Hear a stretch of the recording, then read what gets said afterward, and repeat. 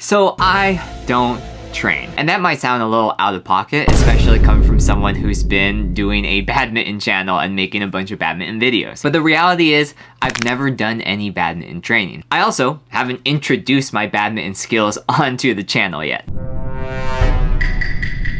So I'm sure some of you are thinking, well, this guy must just suck ass. Now I will say, I'm not the best out there. I'm not ranked in BWF or anything like that, but I can definitely hold my own against most players, even if they're pretty high level. But how can I do that without having formal badminton training? You definitely need some way to get the fundamentals, because as long as you have good shot quality, then you're able to hang with everyone else. If you don't have that yet, then it takes a little bit more practice. I'm lucky enough to be able to keep my consistency without having to train at it all the time, but I do play pretty frequently, so like 2 to 3 times a week at least. But I'm finally going to bring you guys along to one of my badminton sessions and actually go through what I do to keep my skills up and keep improving. Because even if you go and play with friends, there are still ways that you can actively practice your skills and hone them. So, let's go!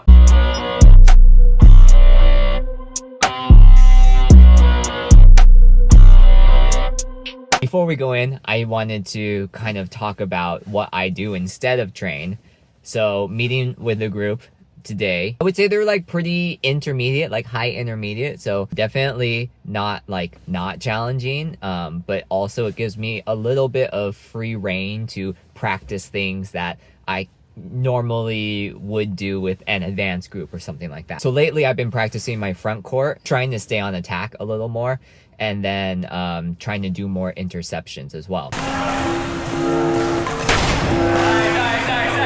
Also with like intermediate, you can kind of read the players a little better. So I like to use that as practice to make sure I'm in the right position and make sure I'm reading the plays correctly so that I can predict more shots. The other thing that I do when I'm playing with groups, especially with new groups, I really pay attention to the people I'm playing with and adjust my play style to fit them.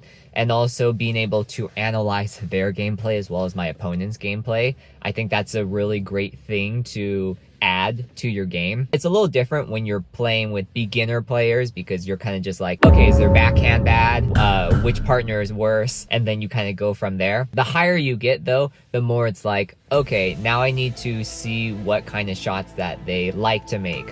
What kind of shots are they making more mistakes on? Which is the weaker player, but more specifically, in what way is he or she more weak than the other player? Long explanation, but we're going to actually go in and play now, so woo.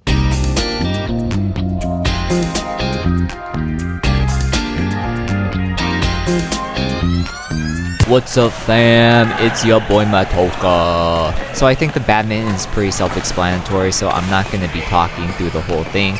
You know what I was working on. I do want to say, coming into this session, I was like not feeling it. I was a little scared to actually look back at the footage because I was like, this is gonna be dog shit. But I'm actually playing semi-decent. Is it the level that I strive to play every single time?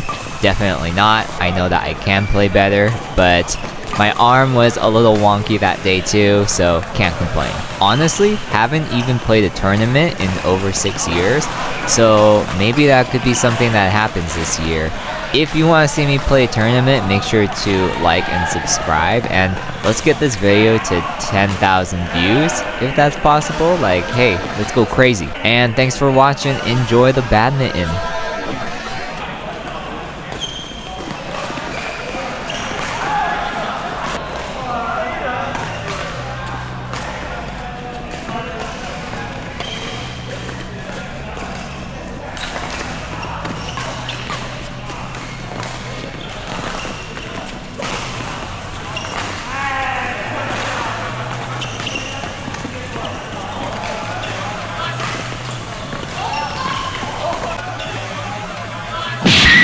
Nope.